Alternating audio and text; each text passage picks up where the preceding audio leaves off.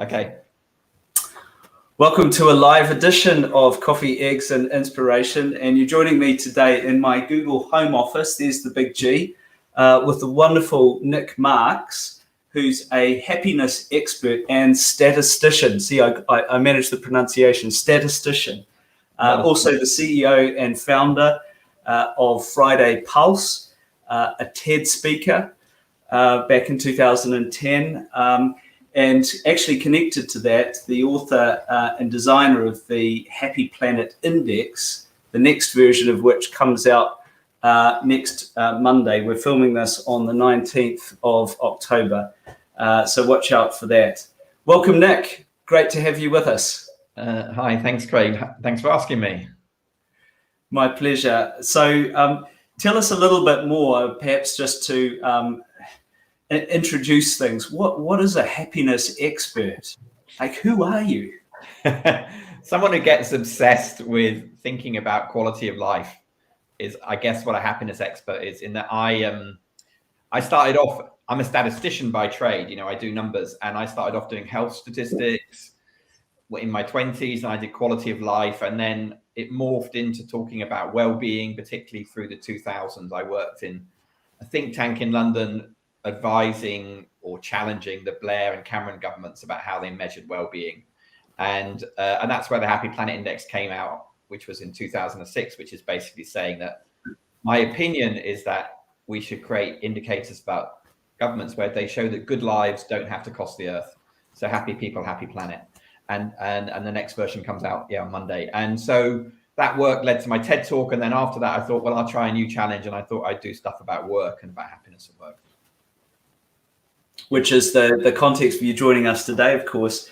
I mean, it's an interesting thing that you do, to mix the statistical capability that you have with what most perceive as a much softer side. It makes me reflect on the time that we've just been through, actually, in COVID and in lockdown, where the measures that we typically saw were sort of contagion, testing, vaccinations more latterly on the one hand, and then economic cost on the other, but kind of nothing in between. You know, there was no measurement of sort of well-being or happiness. Do you think that was right? I mean, talk to me about that. What's your point of view on how we measured the COVID period?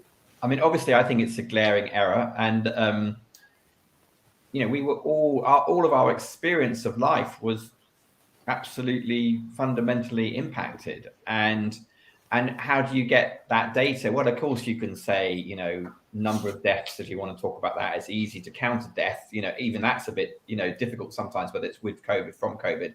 We can model contagion, we can do that. But there was no talk about, there was some talk in the press about, oh, people's mental health is going to be compromised, but nothing really strong about the data. And actually, the sad thing is that the data is there. You know, the government, the UK government. So one of the things when I was at Neuroeconomics Foundation, we campaigned for was for the UK government to make national indicators of well-being. And they did do things like start measuring life satisfaction and also anxiety. And when COVID struck, they did start measuring anxiety each week. And they showed that anxiety doubled in the UK from about 20% of people experiencing anxiety right up to about 46% of people.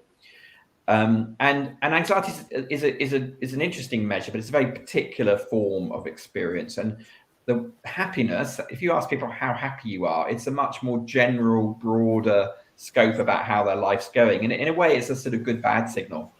And so I do have data on the impact of COVID on people's weekly happiness. Should I show it? Because that'd be great. And I can see the live chats coming in. I can guess Bob Verber's probably feeling pretty happy at the moment. He's joining us from Tenerife. Welcome, Bob.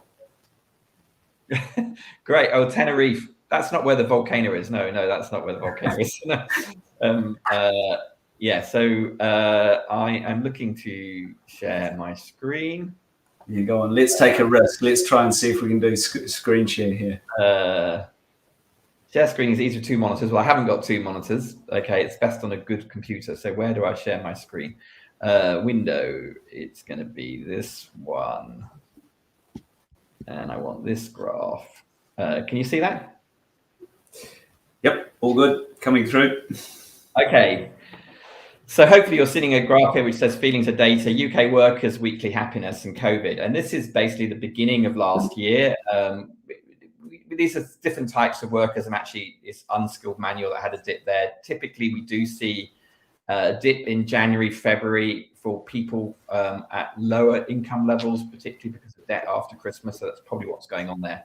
But the main COVID thing is this big hit in March, April last year, the first lockdown. And this is just asking people, were you happy last week? That's all this data is. And it's showing the difference from what we normally get, which is this line up here. And we see this huge dip in weekly happiness in the UK, a rise over the summer when we're all told to eat out, to help out and everything, and then a drop again in the autumn. And what this really shows is something I've been talking about for a while, which is that happiness is almost like a wave.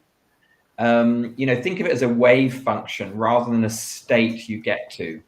You can have 3 or 4 moods in a morning, so there can be a very short wavelength to your experience of happiness. And then there can be these longer wavelengths. And in fact, when you get as old and ugly as me, you can have good and bad decades, so there's different wavelengths of our sort of happiness and our experience. But this is a weekly one, and it picks up all the nuances of it. And we talked a lot about, waves of COVID, which are pretty much the opposite way to this.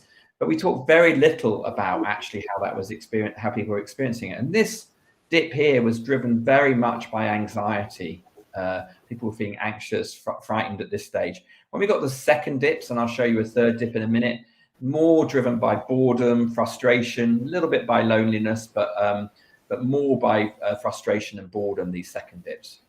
And that's 2020. But this is me taking the raw data, which I then, that data got released in this March, and I actually didn't know about it. This is from YouGov. We do a weekly mood of the nation. So I've been able to draw the graph for the whole period. So this is Christmas last year, where we normally see a rise. So this data here, roughly the same as the one before. And then another wave here. This is actually the period I found hardest personally, was January, February, March this year, over here. And then, bumbling back upwards again. So it's a very spiky graph, but I think that's how most of our experiences were. And so those are the graphs of how it hit weekly happiness. Do I stop sharing now? Yeah, stop screen. It suits me, and it certainly resonates with me. And I think we all felt that sort of roller coaster ride of sentiment. I noticed in the first graph there was several lines, right, for unskilled workers versus professionals. What's your reflection or analysis of that? Well, so there obviously is a social gradient to happiness, that people on lower incomes tend to be less happy than people on higher incomes. And that graph was the published graph in the World Happiness Report, which comes out each March. So I picked it up and used it. I've just used white collar workers because that's who I tend to work with at Friday Pulse. So the second one was just white collar. We see different groups have different experiences. And as I said, the unskilled dip in January is almost certainly driven by indebtedness. Indebtedness is quite a heavy feeling on us. If any of the people listening are heavily in debt, particularly credit card debt, it's very anxious making. It's to be avoided if you can do. Longer term forms of debt like mortgages or things like that are less stressful for us. Short term debt is particularly when it's got exponential growth associated with it, is very stressful for us. So it's probably driven by that. But and we'll all have different experiences in that. The experience of COVID, those are the averages, the means, but it was very variable. There'd be people listening who had young children at home who they were homeschooling. I don't know, have you got kids? Have you got kids that you were homeschooling? I guess you'd call them kids. Don't homeschool them. One's 19, the other one's 16. So they try and homeschool me. Yeah. And teens was probably easier than 5, 6, 7-year-olds who've got a lot of energy and need a lot of structure. But the members of my team that had young children at home were being driven up the wall. Yeah. Whereas if you were like me and your kids have left home and you actually live with a partner that you like, not only, then actually, it was not easy, but it was cozy. And so I just got incredibly frustrated by the time we got to the second and third waves. But it was different experiences for different people, but the mean is sort of holds the overall story. Yeah, 100%. We've got some wonderful comments coming in. We are live streaming, so if you want to ask Nic or me a question, please do ping. So we've got Yuval Pasov, who's joining us here from Singapore. Gosh, we've got one from Tenerife, one from Singapore. It's an international crowd. Welcome, Yuval. I'm a little bit jealous of the tropical temperatures you're probably feeling there.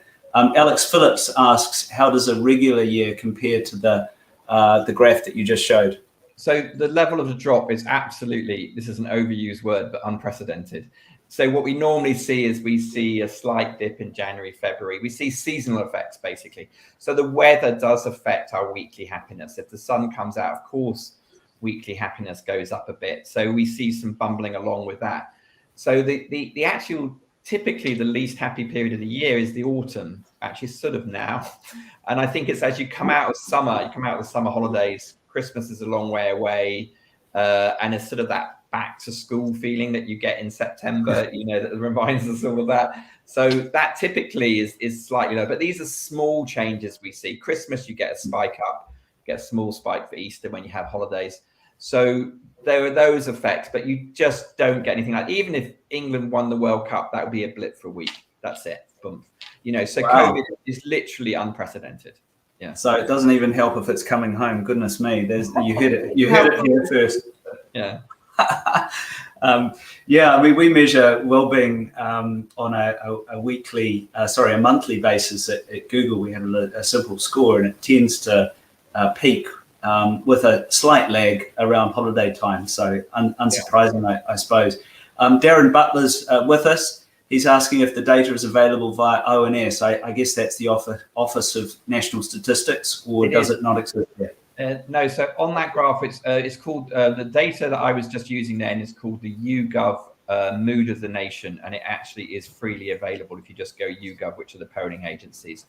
The extension of it, it is available there. It's a little bit cluttered, their graph, but if you put in their graph, you choose happiness, it will show how it is. And then you can look and you can see there the correlations I've done with frustration. I think it was anxiety, with boredom, because that's picking up what's driving those different peaks and troughs. But you can see that for yourself there.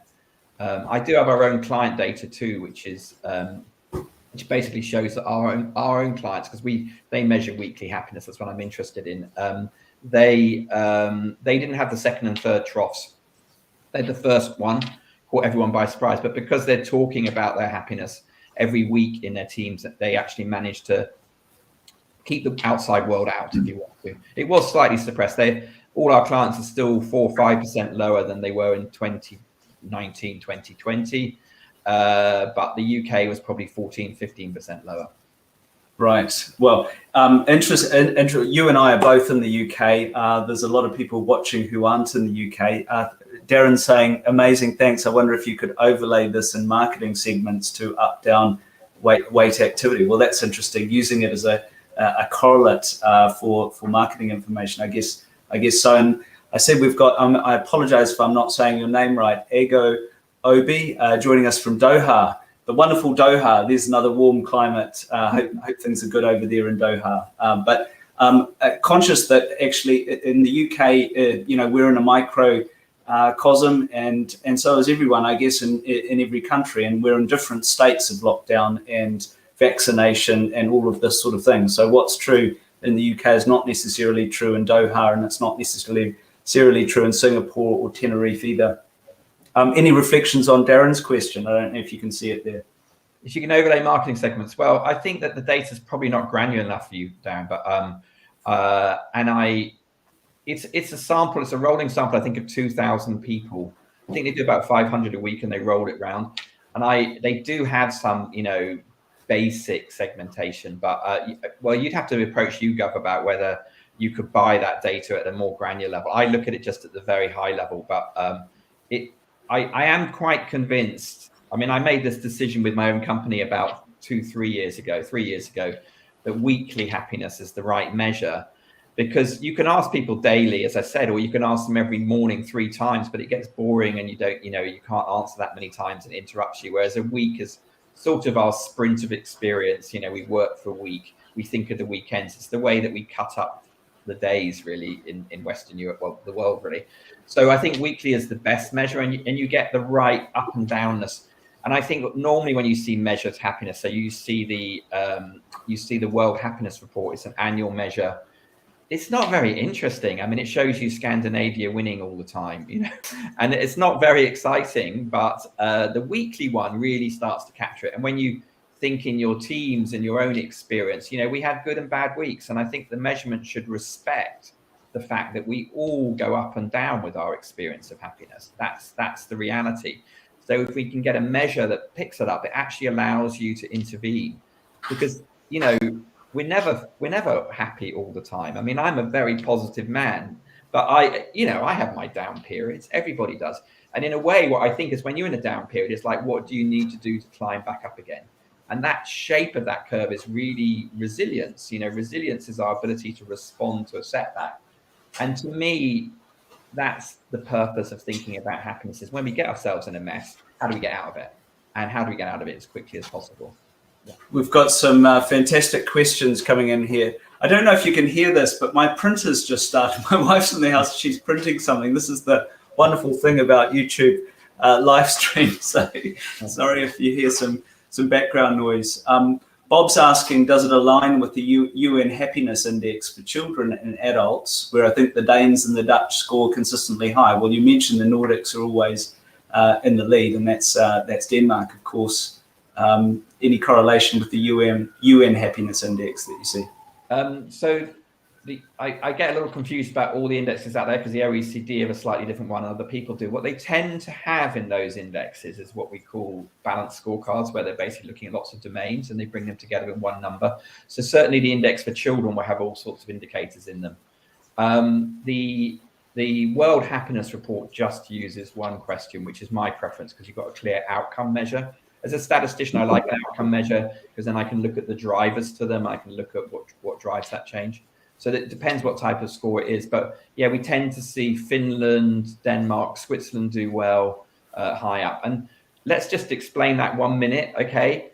It's social safety nets that drive that, in that it's the mean of the country is dragged down when the poor segments of the population are desperately unhappy or unhappy. So in the US, where you see more income inequality, and in the UK, where you see more, our lowest sort of quintile of people on income are more unhappy than in Denmark, Sweden, where they have better social safety nets. So that's what mainly changes. It's not like the Danes are all ecstatically happy. It's just they're poor are less unhappy. That's the main thing driving that. Perhaps a more even society. Ago is asking, can you share more on the 5 ways to wellbeing? So the 5 ways to wellbeing are a project. So he obviously knows something about this. I did with my team in 2008 for the UK Government Office of Science. And they basically the challenge was to create the equivalent of 5 fruit and vegetables a day, but for happiness and well-being. What should we do every day? And the 5 ways still have a lot of attention. And I think what we did right was we messaged them well. So the 5 is deliberately chosen to mimic 5 fruit and vegetables a day, but it's about the right length of list of activities. And we design them as positive actions that you can take yourself to improve your own well-being, so independent of your circumstances. And they are connect, which is our relationships are the most important thing for our personal happiness. The second one is to be active, which is that happiness is very physical in a way. It's like we feel better when we're moving. So, we all know this. I think, we need to get up from our desks every hour, stretch, move. If you walk or run or swim every day, whatever it is, you feel better. So it's always my weakest part. Absolutely. The third one is to take notice, which is, we might have called this be mindful if we were messaging it 5-10 years later, but it's not. It's a bit more than mindfulness. It's about noticing what's going on inside you, but also being connected with the world outside you. So taking time to stop and be present is take notice. The fourth one is to keep learning, which is that we are creatures that like novelty. We're curious. We like learning new things. And the fifth one is give, which is that we're generous beings, and actually giving to other people feels good for ourselves. And we very deliberately message these: connect, be active, take notice, keep learning, and give. The first and last are social.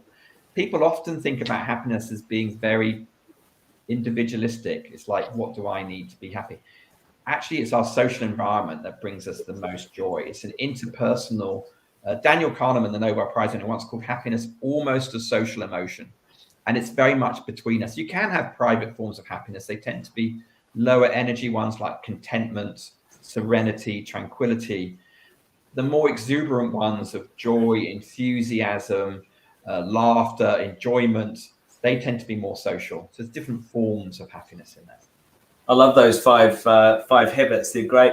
Actually, a colleague of mine, Nishant Arora, recently recommended a little diary to me called the 6-minute diary. And you spend 3 minutes in the morning and 3 minutes in the afternoon. You start each day by writing down. It's an old-fashioned diary, you know, with a pen. So you write down with a pen what you're looking forward to that day, how you're going to make that day great, and then you debrief with yourself at the end of the day. I think there's a positive affirmation there as well. At the end of the day, you then look back, and one of the things to look back on is your giving point, right? What was your random act of kindness today? And it's a great sort of, I guess, it's just a little nudge mechanism that keeps the positive at the front of mind in a sort of managed way. Aristotle once said that excellence is a habit, and I think happiness is a habit. And if we want to have positive experience, we need to get it into our daily, weekly lives. So it's a great way of doing it, that journal. You know, there's a lot of evidence around that. Something called 3 good things. I don't know if you've heard about it. At the end of the day, write down 3 good things that happened to you. Because we have this huge negativity bias that we tend to think about what's gone wrong and not enough about what's right.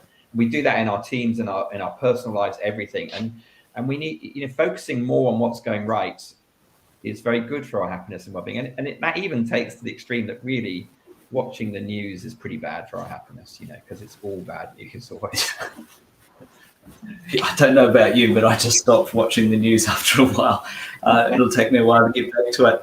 You talked a lot about the social elements of happiness, and I know one of the statements I was interested to read on your site, your website, which by the way is Nic Marks, Nic with NIC, marks.org, is that happiness exists at a sort of team level, a collective level, more so than within us. Can you talk more about that?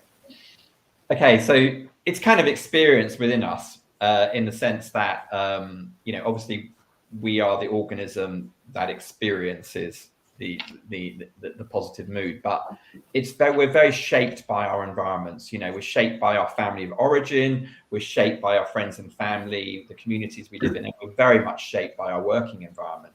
So we don't go in as sort of entirely autonomous human beings that create a thing. You know, we're often in settings not entirely of our choosing, you know, so we have to adapt. And so when I say about happiness being a social experience and a very team-based at work, that's what the data says, in the sense that your colleagues' positivity or negative affects you. It's contagious. So we're shaped by it.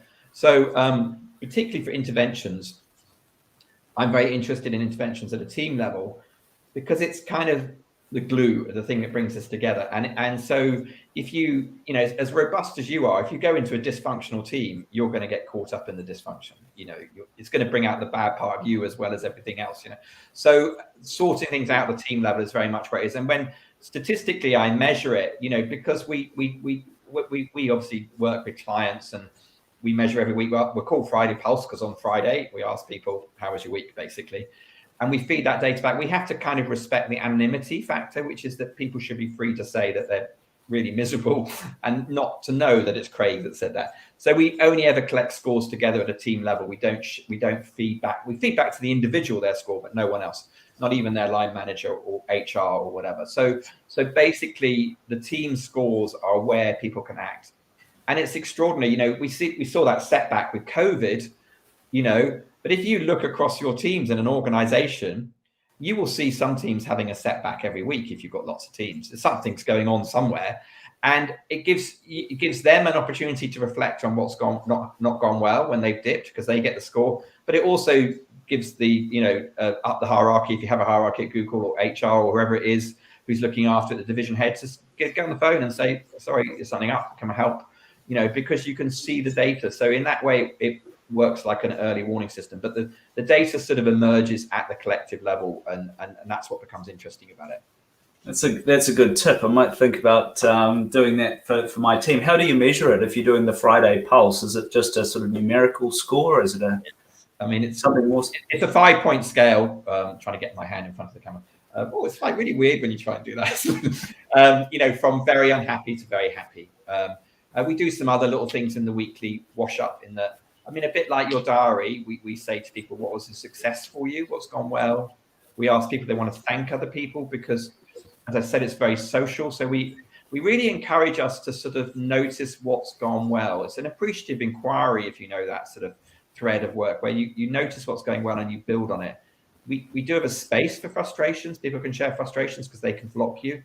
But we really try and accentuate the positive, because my hypothesis in work, I think we just move straight to the next challenge. We forget to say well done so often. You might be great at it, but lots of bosses are not great at it. And they just go, thanks, right, here's the next thing. And it's like, that's a bit demoralizing. So just taking the time, it doesn't need to be long, 10, 15 minutes a week to meet as a team. What went well last week? How can we build on that? I think we can all do a better job, myself included, on that. So that's a great tip. I've got one person in my team, Emily, who's a US citizen, and she introduced us to the concept of Thanksgiving. Of course, that's a well-known American day of giving thanks. But it was a wonderful exercise, actually, of going around the table and just sort of being thankful for something. Even in the gloom, there's lots to be thankful for. I've got other questions coming in here, Nick. I've got all of these little chat screens live, so I'm trying to keep up. Okay, we're creating. Okay, so there's some ideas coming in from Etienne here about how we might use some of these tips today. Giving is a big part, and actually one of the things that Google's well known for is the giving, the volunteering work that we do, and it's a wonderful thing. Yolanda, this is wonderful. Thank you very much. Well done, Nick. Will it be recorded? Can we rewatch it later? Yes, it will be. This is going out as a live stream, but one of the wonderful things about YouTube live stream is that the video is captured in a recording, and you can watch it back later. Thanks for the question. Let's change gears. So, conscious that we've got an international audience here, and we're all in sort of slightly different spaces from a COVID perspective, I'm certainly starting to think about next year, 2022, and listening to you talk about the five ways or the 5 methods, so to speak, and the pulse, the Friday pulse. What should we be thinking about as individuals, as team leaders, and as teams as we look over that horizon to 2022, having come out of the last 18 months in various different circumstances? Everything has been shaken up, hasn't it? I know I said to you in the pre-chat that nobody comes out of COVID unchanged. When you disrupted the whole structure of our sort of weekly lives as much as COVID is, it's sort of inevitable that we all reflect. And of course, what did we really notice in COVID? We missed people. We missed touch. We missed the social connectedness of people. We obviously, most of us got on with it, and we worked from home, and we put our heads down, and we did what we needed to do. And there was some good bits of that. There's a lot of talk about whether we'll ever go back to the office, whether we go back 5 days, what's going to happen there. And I just can't imagine these sort of people like the head of Goldman Sachs or Solomon Brothers, who says, right, it's back to 5 days a week, it's back to 60-hour weeks. I think they're going to struggle to enforce that, because people have noticed that, they can live slightly differently. They can live in different places. They can they can do that. Now, I don't think we'll move to a totally virtual way of work because human contact is too important to us, and particularly for collaboration and creativity, and learning, and as much as we can do stuff on Zoom, it's suboptimal often, so I said Zoom, I should say Google Meets or whatever it is. Google. Anyway, but so we've got by. I mean, my team are now back in the office 2 days a week out of 5. I think for us, that's about the right thing. We can do what we need to do, and we all look forward to seeing each other for those 2 days. So I think there's a lot of disruption going on. I think everyone should reflect. I think we should think about what drained us of energy and what gave us energy during lockdown, because it's new data for us, but the issue is that different segments of the population are going to want different things. The young are going to want to come back into the office because they need to learn, they need to develop their careers. So my youngest is just starting out in his career. He needs to do that 5 years of working hard and building a network and doing what you have to do at the beginning of your career. It will set him up. It's very hard to do that in Zoom. It's dispiriting to be in a room on your own and not have that energy you get from other people. Whereas, members of my team who've got young children, at home, particularly women, going, I want to work from home all the time. And, now whether that's quite in their interest or not, you get where their pull is. Their pull is to, see their kids and to be able to, do things at 4 o'clock in the afternoon, make up in the evening. So I think there's ways that we need to be more flexible. And I think people will find new balances. I think the 4-day week is going to become more prominent. I think that we'll see a lot of people choosing more leisure and less money. And I think that will be good for our souls, actually. I think that there's ways that we're slaves to the economy rather than the economy serving us, So I think there's going to be all sorts of things. I mean, there's not going to be one size fits all, but nothing's going back to the same. And what do I think you need to do? I think you need to have honest conversations in your teams about what works. I think that if you lead a team, if you support your team members to make strong choices about what they're doing in life, whilst respecting the team's needs, it can't be all about them. It's got to be about the team's needs. Then I think people will repay you with loyalty. They repay you with staying for longer, in the organization, and they repay you with extra productivity. I think that this works. It's a win-win situation if you look after the well-being of your teams. 100%. I think most of us are going back in some sort of hybrid capacity. That's certainly true of Google. We'll have 3 days in and 2 days out. Hopefully not 3 days out and 3 days in. That's a 6-day week. But I was in the office yesterday. I'm at my home office today. I'll have lunch with my wife today, and in our home. And it's the best of both worlds in many ways. We've got another question from Bob here. Bob from Tenerife, reading that the 2 sports most associated with longevity are tennis and badminton. Activity that you can do late in life, and very social. Need 2 or more, coffee, beer afterwards. There's been 1 or 2 games of squash where I've had either coffee or beer, and sometimes both before the game as well. So yeah, totally agree with that. Any reflections on sports and sports that can help with happiness? I'd be interested in a reference to that, Bob. I've not seen that data before, but it makes absolute intuitive sense. And I would imagine there are others in there, like bowling, like green bowling, where you see a lot of old people doing it. It's very social. Things that bring us in contact with other people. So we know that. So social prescribing is something that doctors do when they want to help someone out of depression or something like that. And it's much better if they say to people, join a walking group, than it is to just give them a gym membership or something where they have to motivate themselves. We're very socially motivated as creatures. We when we get in a group, we like to support our other colleagues, other people in the group. We don't want to let them down, all those sort of things. So social things are massively important for us.